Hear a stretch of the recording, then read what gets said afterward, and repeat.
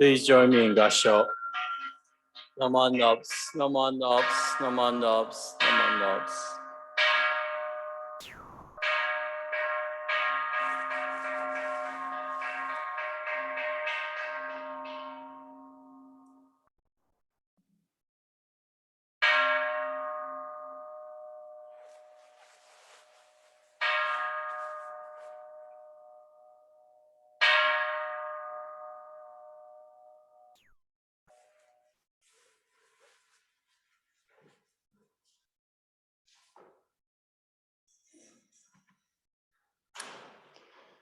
Good morning, everyone.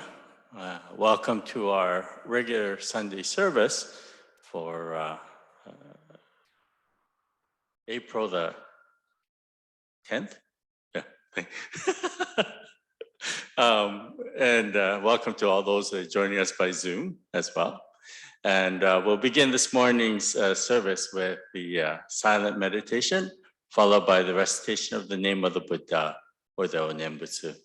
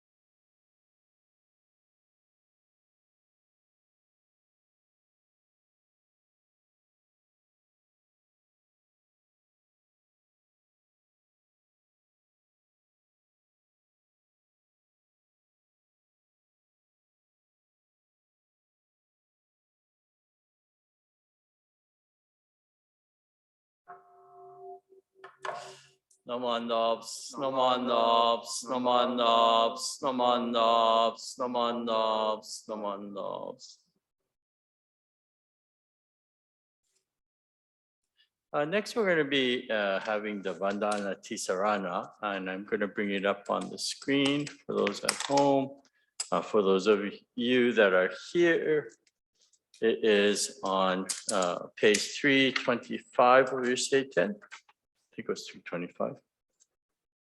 Yes, 325 of your purple Seiten. Namandabs, namandabs, namandabs, namandabs.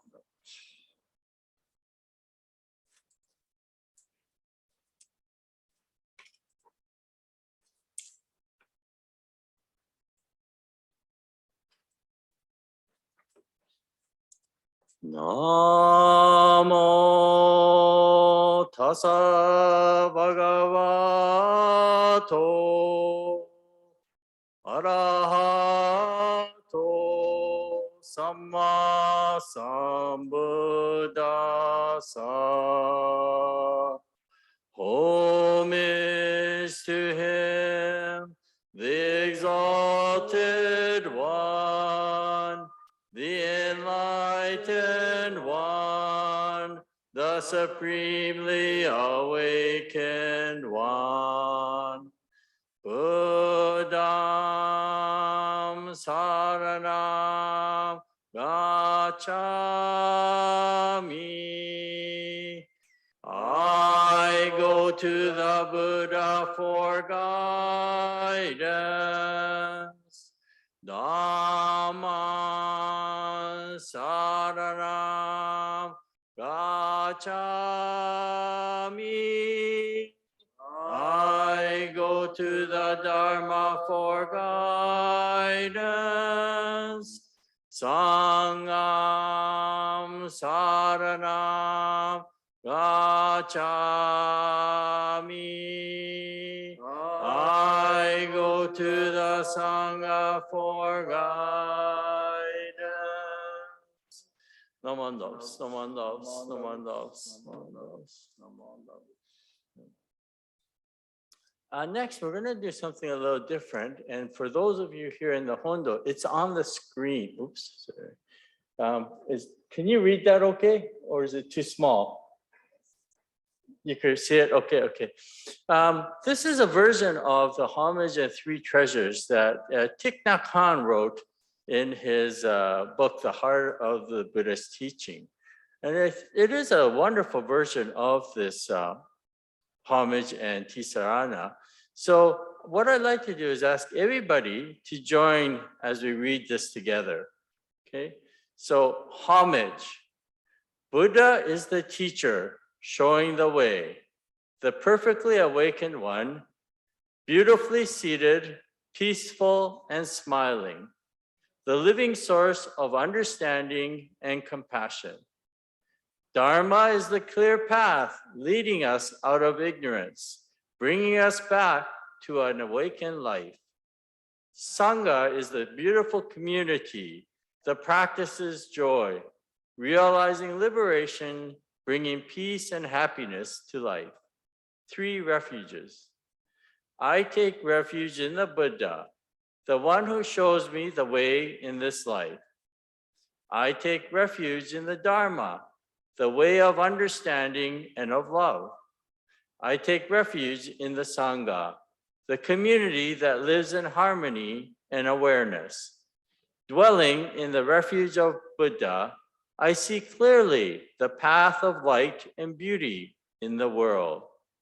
Dwelling in the refuge of the Dharma, I learn to open many doors on the path of transformation. Dwelling in the refuge of Sangha, I am supported by its shining light that keeps my practice free of obstacles. Taking refuge in the Buddha and myself, I aspire to help all people recognize their own awakened nature and realize the mind of love.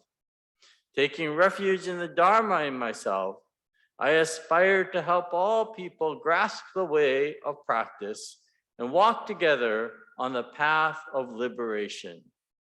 Taking refuge in the Sangha in myself, I aspire to help all people build fourfold communities and encourage the transformation of all beings. Namo Amida Butsu, Namo Amida Butsu, Namo Amida Butsu. Thank you. We will now have the chanting of the Junirai, and it's on your screen. It's also on page 63 of your Seiten for those of you who are here. Namo Butsu, Namo Butsu, Namo Butsu. Namo.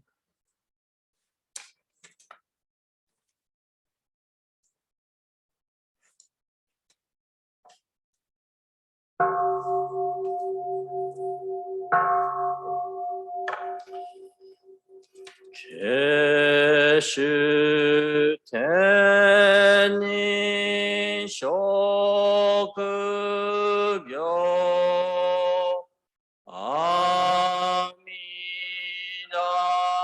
senyo zoku son zai mi me anako 무료 부시슈이네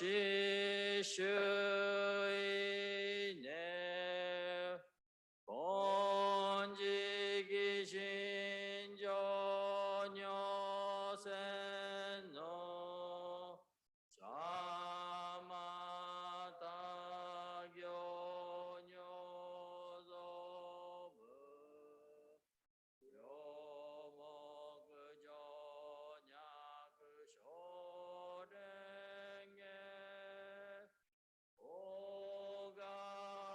Ora ida son menzen jo nyomanga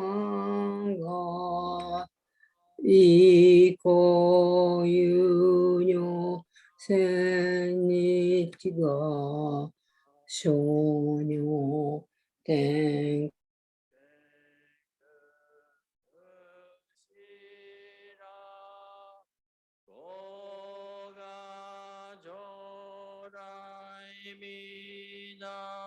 ソ観音上大観地宇治主寿名相将軍信具下道負け馬古賀長来皆尊無備無具ご症状修徳下下女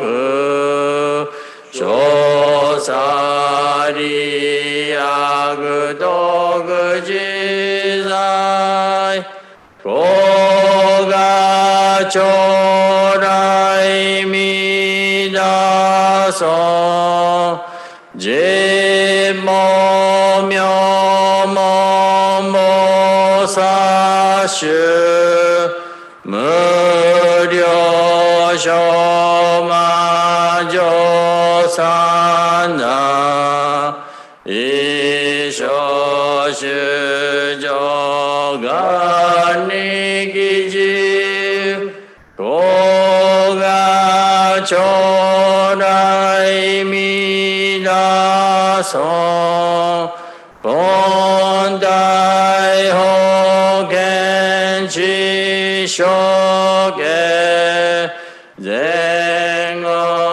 上上名大座大い座上如戦の古賀将来皆尊人も将来勝負し権限人図しあな戦後尊厳上具行古賀将来皆尊小無常無我と薬の水月でよろ一種世も無名字古賀将来皆尊一尊無節無悪名百無如に悪の主に死心教非尊古賀将来皆尊一尊無量勉強無所主悪知識往生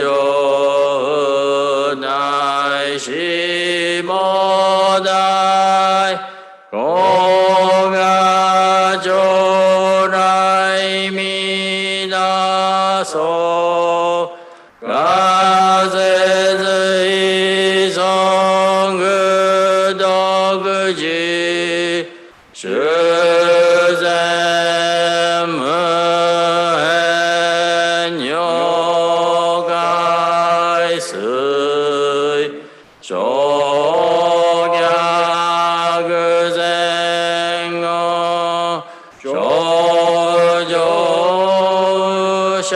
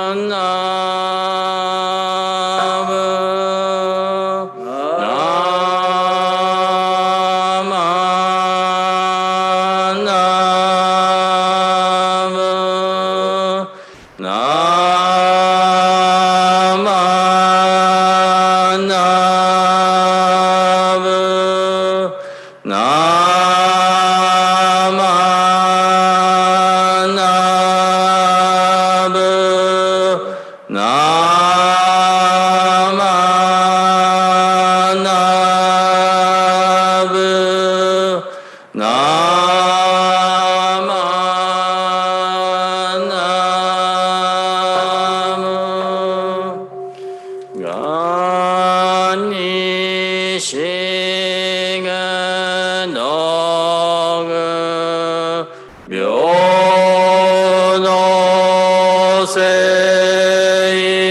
이사이 노즈모나이시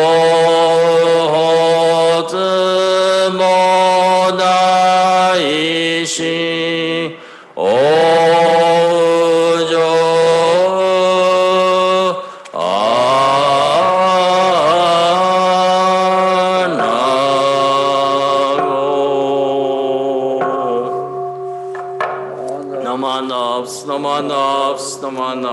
Namanos. Please join me in reading the translation of the 12 adorations. Junirai translation.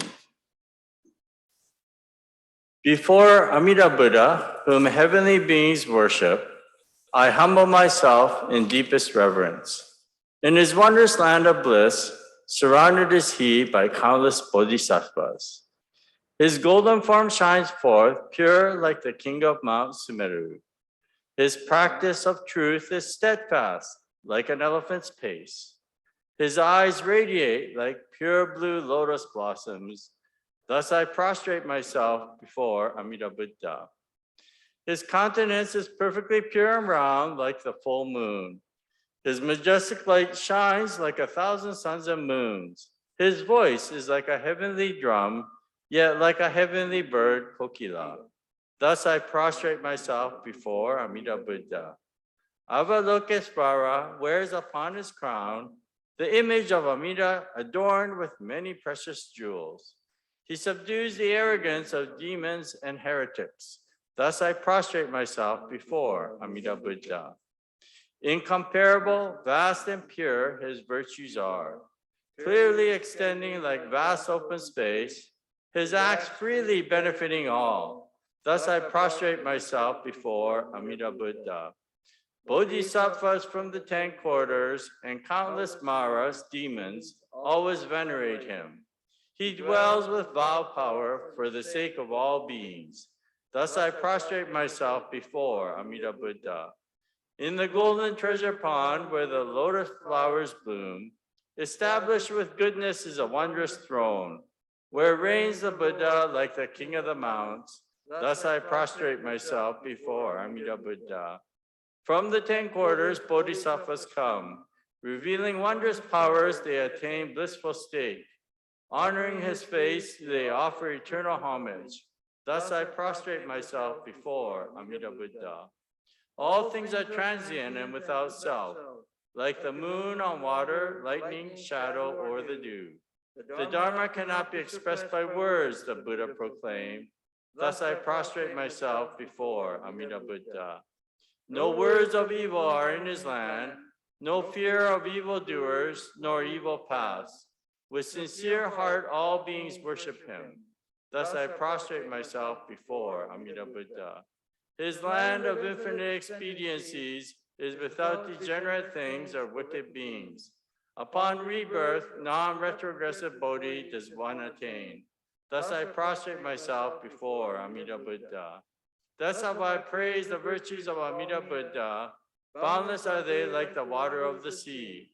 Upon receiving these pure and good qualities, may all beings be reborn into his land. Namo Amida Butsu. Namo Amida Butsu. Namo Amida Butsu. Namo Amida Butsu.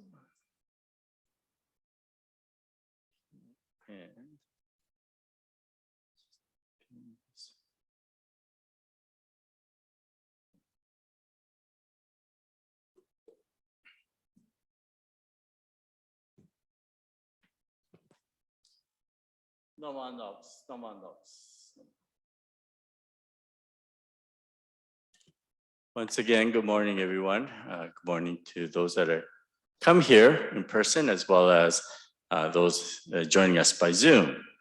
Just to let the people on Zoom know, there are 4 people here in person. So the majority of you are joining by Zoom. It seems like this Zoom has gotten so popular that people don't want to even come out. All you have to do is roll out of bed and join by Zoom. But anyways, today I wanted to talk a little bit about perspectives. You know, with the ongoing travesty that's going on in Ukraine with the invasion of Russia, and it got me thinking about perspectives. And it reminded me actually of not the actual tragedy itself, but perspectives. Reminded me of a comedy, stand-up comic that I once saw. I don't even remember the person's name. I think I must have seen it on YouTube or something. But this, and I noticed, I was looking on Zoom, and I noticed that we don't have any quote unquote newlyweds or younger people on it. But this one particular stand-up comic, he was talking about how to make a marriage be successful, right? And he said after many, many years, he finally realized that he could never win an argument with his wife. And the reason why he said he couldn't, he realized this, was that, you know, one day they were having their typical argument. And in that heat of the moment, his wife said, "I know what I heard." And it suddenly dawned on him that he would never be able to win an argument with her. And the reason why, he said, is because he realized it had nothing to do with what was said. It was all about what she had heard. You see, it's a cognitive issue, he said. It's not what he had said or what was said, but she said, "I know what I heard," right? So this is talking about what she had processed, is what he said. And so then he realized, aha, if you know, no matter what I say, if she says, "I know what I heard," then I'll never win the argument. So he realized, he was telling the younger men in the audience, he says, "Be smart, learn this early on in your marriage," he said. If you understand, if your wife says, "I know what I heard," you'll never win an argument, okay? So anyways, he was talking about perspective. But there's actually a lot of very truths in this statement. Okay, I know what I heard. In fact, in the Buddhist teachings, in what we call the Jataka tales, there's a story, and many of you have heard this story, of a very noble and compassionate king who one day has 8 of his advisors. Now, these advisors, they all happen to have very poor eyesight. It was thought at that time that where one sense was not working, that it heightened the other senses. So these men who had who were challenged visually were advisors, royal advisors. And they were all very quite wise men, but the king, one day, they were in the royal garden, and there was an elephant that was in the royal garden. And the royal advisors approached the elephant, and the king asked them to describe it. And so, as you probably know this story, one of the advisors touched the leg of the elephant. And he said, "Oh, an elephant is like a large tree with a thick trunk." And another one who had touched the tail and said, "Oh, an elephant is like a broom. It's got sort of a long stick, and on the end, there's like a brush type thing on the end." And another one said, no, elephant is flat. And he was touching the ear of the elephant. And another one said, no, the elephant is like a snake. Of course, he was touching the trunk. And another one said, no, the elephant is hard like a rock and smooth. And of course, he was touching the trunk. or not the trunk, the tusk of the elephant. Okay? And yet another one said, no, no, no, no. The elephant is like an old baggy sack, but it's hard as rock. Now, of course, he was just touching the belly of the elephant. Right? So some of the others who were in the royal garden began to snicker at this because they could see the elephant and they could see the whole picture, but these advisors could not. And the king suddenly roared at those who were laughing and said, "This is who we are." He said, "Stop your laughing. Even though we have eyes that can see, this is who we are." And he said that we only see partial truths. In the Junirai that we chanted, there is a passage that states, and I'll read the English translation here. Oh, where is that? Sorry. It says, "All things are transient and without self, like the moon on water, lightning, shadow, or dew.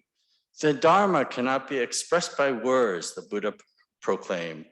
"Thus I prostrate myself before Amida Buddha." So it is true that the Dharma goes beyond our individual viewpoints. And so getting back to what's happening today in Ukraine, as far as from our perspective, we say, what atrocities that are going on, how terrible it is that Russia is doing this thing to Ukraine. And yet, I've also heard stories from, I guess it must be Russian media sources that say Putin has one of the highest ratings he's had amongst the Russian people for what he's doing. So there's all this perspective. We think we are right. They think they are right. But we're not seeing the whole picture of humanity, of what it means to be one. And this is why listening to the Dharma is important, because it allows us to take one step away from ourselves. When I was growing up, and it's something that we taught our children too, is whenever we received something like a gift, our parents always told us, take it to Hotoke-san first. Okay, take it to Hotoke-san first. So we would have to take it to the altar and put our hands together in Gassho, say Namo Amida Butsu, and then we could open up whatever gift we had. Okay, this actually originates, I believe, from the Buddhist practice. So from the time of the Buddha to present day, even the Buddha's custom, the Buddha and his disciples, as part of the practice, every morning they would go out to receive alms, and people would give things to them. And it might be items of food, it might be pieces of cloth, and the monks and the disciples would receive that, but they wouldn't necessarily think about it as a gift from the individual. They would look at it as an offering to the Sangha. So when they return to the monastery, all of what they receive will be placed before the Buddha. Okay, and then it would be taken, they would receive it, share it amongst the Sangha. So this whole idea of receiving, what they do by taking it to the altar, to the Buddha first, is they're creating a separation between the giver and the receiver. Okay, because what we have a tendency to do is that when we receive something from somebody, we say, oh, I like this person because they're giving me. Roy, he took, oh, okay. Okay. Because they're giving me something. So we have a tendency to have an affinity for that action. We say, I like this because they gave me something, right? And then that skews our opinion, our views. And what the Buddha is saying, or what is teaching us, is by taking that one step away, we separate ourselves from having this skewed view. So by listening to the Dharma, it's a way for us to have perspective on life again, to realize, yes, we are all interconnected, and that I too have my own skewed views. And then I must also be aware of my own actions, because even without knowledge, my actions can create a reaction that might be harmful to another. So the Dharma lesson for today is, of course, when you're with your spouse, you can never win a fight when they say, I know what I have heard. Okay. So I thank you for joining us today. And I'd like to ask you, please join me in Gassho. Namo Amida Butsu. Namo Amida Butsu. Namo Amida Butsu. Of course, I was joking. That wasn't the Dharma message, right? It is to understand that the Dharma places us, gives us perspective on our existence and our lives. Okay, thank you all. And thank you for attending. And thank you to those who have come in person. No one else. No. Thank you very much. Okay, thank you, everyone. Thank you, Sensei.